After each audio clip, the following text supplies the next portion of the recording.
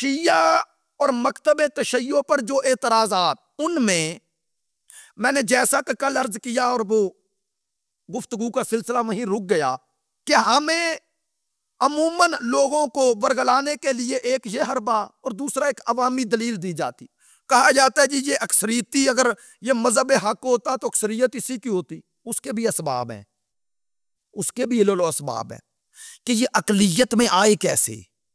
توجہ ہے، وہ 1,20,000 کے مجمع میں سرکار نے تو مولا علی کا تعارف کروا دیا تھا، نہیں توجہ فرمائی، اس اکثریت میں حق تو کہہ دیا تھا، اب اس اکثریت نے حق قبول نہیں کیا تو اس میں قصور حق کہنے والے کا نہیں۔ میں بات پھر کہہ گیا اور آپ نے توجہ نہ فرمائی تو اب آگے جملہ کہتا ہوں، یاد رکھو، کل کی گفتگو سے سلسلہ ملا رہا ہوں، اکثریت کبھی دلیل حق نہیں ہوتی، اکثریت دلیل حق نہیں اور اقلیت بھی دلیل حق نہیں۔ حق اور باطل کا معیار قرآن اور سنت ہے۔ چلیں سلسلہ یہاں سے آگے بڑھاتے ہیں، قرآن و سنت میں حق اور باطل کا معیار کون ہے؟ قرآن و سنت میں حق اور باطل کا معیار کون ہے؟ ہمارا اعلان ہے سرکار دو عالم حق کا معیار ہیں یا نہیں؟ خدا بند متعال نے سرکار دو عالم کو امت میں معیار اور ملاک اور ترازو حق بنایا۔ اچھا سرکار دنیا سے گئے تو اپنے بعد یہ معیار حق کسے بنا کے گئے؟ نہیں توجہ فرما رہے، یہ معیار حق کون ہے؟ آئیں حدیث پڑھ رہا ہوں، کنز الامال کی حدیث ہے۔ حدیث کیا ہے؟ سرکار دو عالم نے حضرت عمار یاسر کو دیکھا اور مخاطب کیا، عمار میرے قریب آؤ۔ قریب آئے، کہنے لگے عمار تجھے ترازو حق دے دوں؟ ترازو حق، یا رسول اللہ دیں۔ توجہ رہے، حدیث کے لفظ پڑھ رہا ہوں، معیار حق مصطفیٰ نے کیا دیا، اور دیا بھی حضرت عمار یاسر جیسی عظیم المرتبت شخصیت کو۔ فرماتے ہیں یا عمار اذا سلک الناس وادیا وسلک علی وادیا، جب تو دیکھے علی ایک طرف کھڑے ہیں اکیلے اور ساری دنیا ایک طرف کھڑی ہے، نہیں توجہ فرما رہے، سرکار معیار دے رہے ہیں، فرماتے ہیں جب تو دیکھے کہ علی تنہا ایک طرف کھڑے ہیں اور پوری دنیا ایک طرف کھڑی ہے، رسول معیار دے رہے ہیں، کہتے ہیں عمار میں تجھے یہ وصیت کرتا ہوں جب اس کیفیت میں آ جائے کہ علی تنہا ہوں یا علی کے ساتھ چھوٹی سی اقلیت ہو اور علی کے مقابل بڑی اکثریت ہو، تو رسول نے فرمایا عمار اگر حق پہ رہنا ہے تو اکثریت کو نہ دیکھنا، علی کو دیکھنا۔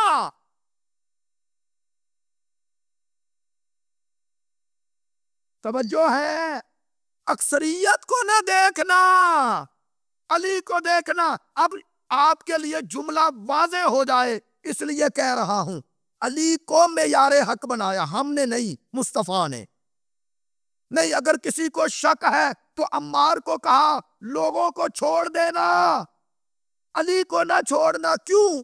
فرمایا علی تجھے کبھی راہ ہدایت سے ہٹنے نہیں دے گا۔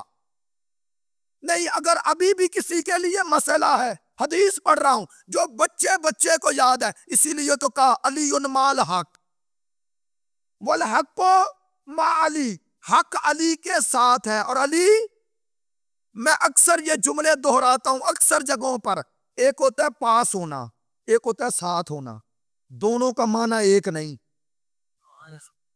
اس مجمع میں جنہیں میری بات سمجھ میں آ رہی ہے وہ میرے ساتھ ہیں، اور جنہیں سمجھ میں نہیں آ رہی وہ پاس ہیں،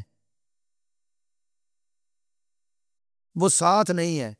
پھر دوہرا دوں، جنہیں میری بات سمجھ میں آ رہی ہے وہ ساتھ ہیں، اور جنہیں سمجھ میں نہیں آ رہی وہ پاس ہیں، ساتھ نہیں ہے۔ چلے متوجہ تو آپ ہو گئے، لیکن یہ جملہ کہہ کے جلدی میں آگے نکل جاتا ہوں، بے رسول کے بھی کچھ پاس تھے کچھ ساتھ تھے۔ نہیں، پاس اور ساتھ والوں میں فرق بلا کب پتا چلتا ہے؟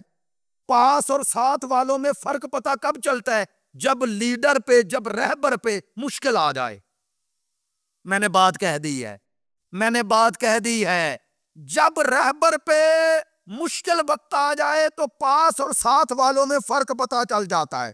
رسول نے آنکھیں کھولی اور علی سامنے ہے، جنگ احد ہے اور علی سامنے ہے، کہنے لگے یا علی تم زخمی بھی ہو اور اس جگہ بھی ہو، کہا ہاں یا رسول اللہ، کہا دوسرے کہاں، کہا چلے گئے۔ نہیں میں اب تاریخ کا واقعہ بتا رہا ہوں، فرمایا تم یہاں ہو، دوسرے کا چلے گئے، کہا تم کیوں نہیں گئے، کہا یا رسول اللہ وہ پاس والے ہیں، میں ساتھ والا ہوں۔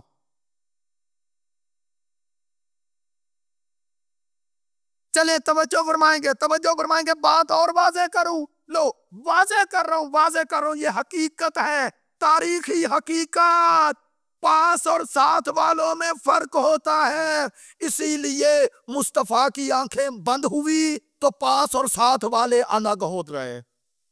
اب اس کی وضاحت نہیں کرتا، جاتے سوچئے گا، سرکار کی آنکھیں بند ہوئی، ساتھ والا غسل بھی دیتا رہا، کفن بھی پہنایا، وہی رہا حاضر۔ اب وہ جملہ تو کہا اور آپ خوش ہو گئے، اب آپ کے لیے بھی کہوں، وہ آنے والے میرے 12ویں کو پاس والوں کی ضرورت نہیں